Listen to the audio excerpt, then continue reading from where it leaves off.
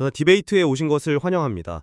자, 오늘 저희가 다룰 주제는 바로 광주광역시와 전라남도의 행정 통합 문제입니다. 이 지방 소멸이라는 거대한 위기 앞에서 인구 320만의 통합 광역 자치단체를 만들려는 계획이 지금 아주 급물살을 타고 있습니다. 안녕하세요. 광주광역시 오늘의 광주 소식을 알려드립니다. 내가 사는 광주에 어떤 소식이 있는지 함께 공유해요. 함께 사는 광주에서 만나요. 그야말로 지역의 미래를 건 중대한 시도라고 할 수 있겠죠. 오늘 논의 핵심 질문은 이겁니다. 이 통합 추진, 과연 수도권 일극 체제에 맞서서 지역의 생존과 번영을 이끌 시대적 과제일까요?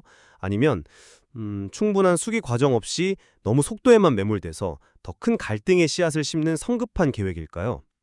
오늘 저희 논의는 2026년 1월 12일에 발표된 광주시와 전라남도의 통합 관련 공식 발표와 보도자료를 기반으로 하고 있습니다. 저는 통합이 지역이 직면한 위기를 극복하고 새로운 성장 동력을 만들기 위한 필연적인 선택이라고 보는 입장입니다.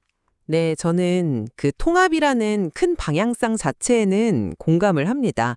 하지만 현재의 추진 속도와 방식이 과연 민주적이고 또 합리적인지 그 과정에서 우리가 놓치고 있는 것은 없는지에 대해서 좀 근본적인 의문을 제기하는 입장입니다. 그럼 제 입장부터 좀 말씀을 드려보겠습니다. 광주 전남 행정포합은요, 이제 더 이상 선택의 문제가 아닙니다. 이건 생존을 위한 필수 과제입니다. 매년 수만 명의 청년들이 일자리를 찾아서 수도권으로 떠나고 있고 지역의 주력 산업은 활력을 잃어가고 있잖아요. 이런 상황에서 광주와 전남이 이 행정구역이라는 보이지 않는 벽에 갇혀서 각자 도생한다. 이건 공멸의 길일 뿐입니다. 바로 어제 1월 12일에 광주시와 5개 자치구의회가 공동으로 통합지지 선언을 했고요. 또 시민들이 스스로 광주 전남 특별시의 시민추진위원회를 출범시켰습니다. 이건 뭘 의미하겠습니까? 이런 절박함에 대한 광범위한 공감대가 이미 형성됐다는 증거거든요. 이건 단순한 행정통합을 넘어서 인구 320만 그리고 지역 총생산 150조 원 규모의 경쟁력 있는 메가시티로 거듭나기 위한 결단인 거죠. 가령 광주의 인공지능 데이터 센터 인프라하고 전남의 그 방대한 해상풍력, 태양광 같은 신재생 에너지 잠재력을 결합한다고 생각해보세요. 이건 대한민국 어디에도 없는 독보적인 그린 디지털 수도를 만들 수 있는 기회입니다. 수도권에 버금가는 경제권을 형성하고 시민들이 더 나은 일자리와 교통, 복지 혜택을 누릴 수 있는 아주 실질적인 기반이 될 겁니다. 물론 기초자치가 약화될 거라는 우려가 있다는 점 저도 잘 압니다. 하지만 통합 이후에도 현재 5개 자치구 체제는 그대로 유지하고 그 권한을 존중하겠다고 명확히 약속했습니다.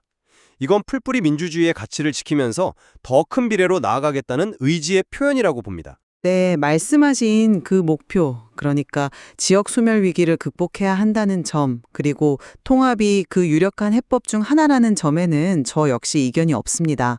하지만 아무리 목표가 좋아도 과정이 잘못되면 안 되는 거잖아요. 현재 통합 논의는 왜 해야 하는지에 대한 당위성만 가득할 뿐 가장 중요한 어떻게 할 것인지에 대한 민주적이고 세밀한 설계가 심각하게 결여되어 있습니다. 불과 몇 달 안에 모든 걸 끝내려는 이 일정 자체가 문제입니다. 2월에 특별법을 국회에서 통과시키고 6월에 통합단체장 선거를 치르고 7월 1일에 공식 출범한다? 글쎄요, 이게 지역의 100년 대기를 결정하는 사안인데 이렇게 충분한 토론과 합의 없이 밀어붙이는 건 그냥 속도전에 불과하다고 봅니다. 행정당국은 시민 공감대를 계속 강조하지만 지금 우리가 듣는 목소리는 거의 찬성 일변도입니다. 이미 통합을 기정사실로 하고 열린 긴급 확대간부 회의나 앞으로 만들겠다는 소통 플랫폼, 설명회 같은 것들이요. 과연 반대와 우려의 목소리를 경청하는 자리가 될까요? 저는 일방적인 홍보의 장으로 흐를 가능성이 크다고 봅니다. 광주 전남 행정통합추진협의체에서는 결론을 미리 정해두지 않겠다고 했지만 사실 모든 정치적, 행정적 자원은 이미 통합이라는 단 하나의 결론을 향해서 총동원되고 있거든요. 이런 분위기 속에서 어떻게 진정한 공론화가 가능할지 저는 매우 회의적입니다. 말씀하신 그 추진 속도에 대한 우려, 충분히 이해합니다. 하지만 저는 그것을 절차적 하자라기보다는 이 절박한 위기 상황에 대한 책임 있는 결단으로 봐야 한다고 생각합니다. 지금은 그야말로 비상 상황이거든요. 글쎄요, 저는 그 비상 상황이라는 말이 모든 절차를 생략해도 좋다는 면죄부처럼 사용되고 있다는 인상을 지울 수가 없는데요. 위기일수록 오히려 더 신중해야 하는 것 아닐까요? 신중함이 무리역이나 기회상실로 이어져서는 안 됩니다. 강기정 광주시장이 이번 기회를 놓치면 사실상 어렵다 이렇게 절박하게 호소한 이유가 있습니다. 중앙정부의 전폭적인 지원과 특별법 제정이 약속된 바로 지금이 통합을 이룰 수 있는 거의 유일한 골든타임이라는 겁니다. 이 기회를 놓치고 정치적 동력이 사라진다면 지역은 서서히 고사하는 길을 걷게 될 겁니다. 지금의 속도는 그만큼 상황이 절박하다는 걸 보여주는 것이자 이 기회를 반드시 살리겠다는 정치적 리더십의 표현인 거죠. 그 절박함에는 공감하지만 바로 그 속도 때문에 정작 가장 중요한 것들을 놓치고 있다고 생각합니다. 그렇게 서두르다 보면 광주라는 도시와 전남이라는 농어촌 중심 지역 사이에 뿌리 깊은 발전 격차, 미묘한 문화적 이질감, 서로 다른 이해관계 같은 아주 본질적인 문제들은 제대로 논의조차 되지 못한 채 수면 아래로 가라앉게 됩니다. 이건 훗날 통합의 발목을 잡는 더 큰 갈등의 불씨가 될 수 있습니다. 급하게 지은 집은 결국 탈이 나기 마련이잖아요. 그런 문제들은 통합을 미루는 이유가 아니라 오히려 통합을 서둘러야 하는 이유가 됩니다. 분리된 상태에서는 그 격차를 영원히 해결할 수 없습니다. 더 튼 틀에서 자원을 배분하고 공동의 발전 전략을 세울 때 비로소 해결의 실마리를 찾을 수 있는 겁니다. 속도를 늦추고 논의만 계속하자는 건 결국 아무것도 하지 말자는 말과 다르지 않을 수도 있습니다. 바로 그 지점에서 의견이 갈리는군요. 저는 지금의 속도가 진정한 시민 공감대를 형성할 시간을 빼앗고 있다고 봅니다. 현재의 공감대라는 것이 과연 실체가 있는 것일까요? 실체가 없다고 말씀하시는 근거가 궁금합니다. 시민추진위원회의 자발적인 출범이야말로 행정이 끌고 시민이 미는 이상적인 민관 협력의 모습이라고 봅니다. 이것이 바로 살아있는 공감대의 증거가 아니고 무엇이겠습니까? 앞으로 27개 시군구를 순회하며 열릴 설명회는 더 많은 시민의 목소리를 듣고 공감대를 더욱 단단하게 만드는 과정이 될 것이고요. 설득력 있는 말씀입니다만 이런 측면도 고려해봐야 하지 않을까요? 현재 형성된 공감대라는 것이 통합의 장밋빛 청사진, 그러니까 메가시티가 되면 모든 것이 좋아질 것이다라는 좀 막연한 기대감에 기댄 것은 아닌지 말입니다. 당장 시민들의 삶에 직접적인 영향을 미칠 민감한 문제들은 철저히 배제되어 있습니다. 예를 들어서 교육 예산을 어디에 우선적으로 배분할 거냐, 이 문제를 한번 생각해 보죠. 광주의 특목고나 자사고 지원을 늘려야 한다는 목소리하고 소멸 위기에 처한 전남 농어촌 지역의 학교를 살려야 한다는 목소리가 충돌할 때 어떻게 해결할 겁니까? 이건 제로섬 게임이 될 수도 있는 문제거든요.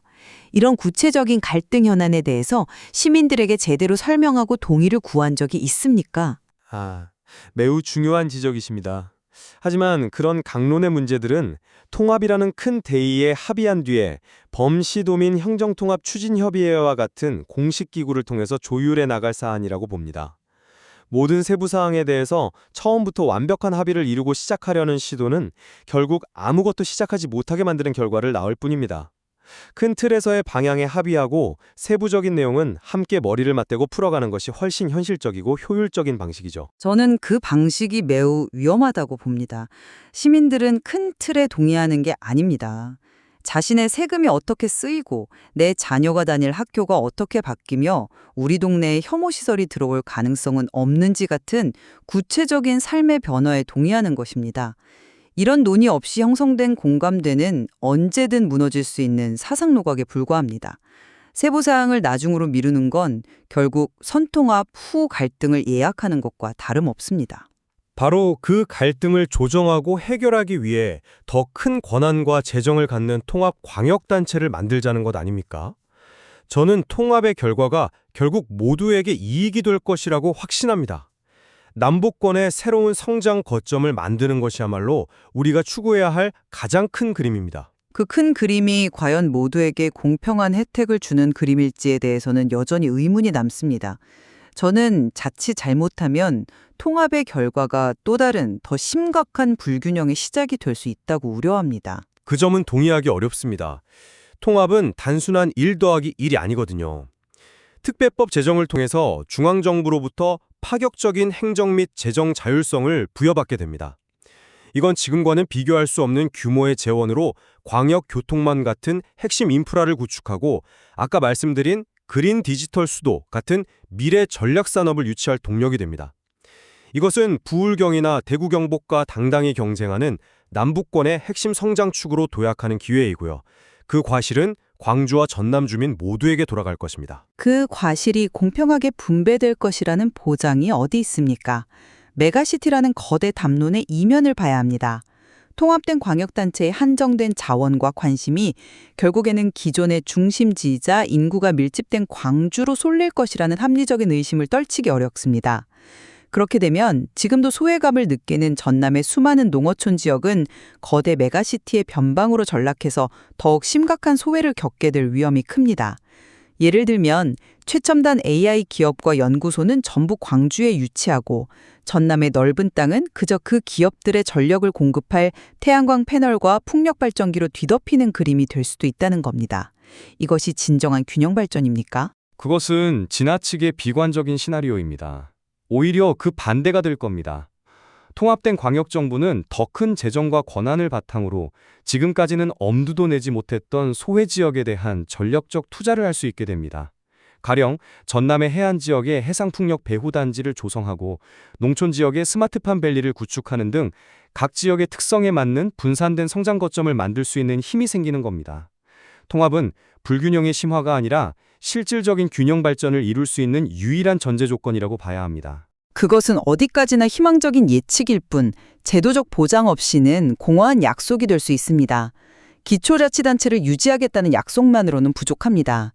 특별법에 예를 들어 통합광역단체 예산 중 일정 비율을 구 전남 지역의 발전을 위해 의무적으로 사용하도록 하는 조항이라든지 주요 기관을 전남 지역에 우선적으로 배치하는 것과 같은 구체적이고 법적인 강제장치가 마련되지 않는 한 결국 모든 것은 정치적인 힘의 논리에 따라서 중심부 위주로 배분될 가능성을 배제할 수 없는 거죠.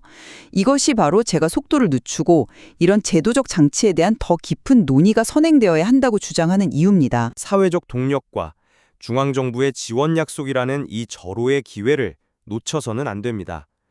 신속하게 통합을 이루고 그 과정에서 제기되는 우려들은 범시도민 행정통합추진협의회와 같은 열린 기구를 통해 충분히 수렴하고 보완해 나갈 수 있다고 믿습니다. 지금은 약간의 위험을 감수하더라도 미래를 위한 과감한 결단이 필요한 때입니다. 성공적인 통합은 올바른 방향성만큼이나 민주적인 과정이 중요합니다. 좋은 의도로 시작했지만 절차적 정당성을 잃은 정책은 결국 더 큰 사회적 비용을 치르게 되거든요. 현재의 속도전은 장기적인 관점에서 오히려 통합을 힘을 약화시킬 수 있습니다. 지금이라도 속도를 조절하고 찬성의 목소리뿐만 아니라 비판과 우려의 목소리에도 진지하게 귀를 기울이는 진짜 수기의 장을 열어야 합니다. 시간이 조금 더 걸리더라도 그것이 더 단단하고 건강한 통합으로 가는 유일한 길이라고 봅니다. 오늘 우리는 광주 전남 통합이라는 중대한 변화를 두고 지역의 미래를 위한 최선의 길이 무엇인지에 대해 서로 다른 관점을 깊이 있게 살펴보았습니다. 양측 모두 지역의 발전을 염원하는 마음은 같았지만 그 해법을 찾는 접근 방식과 또 과정의 중요성에 대한 시각에는 분명한 차이가 있었습니다. 오늘 논의된 내용들이 이 중차대한 사안을 더 다각적으로 이해하는 데 도움이 되기를 바랍니다.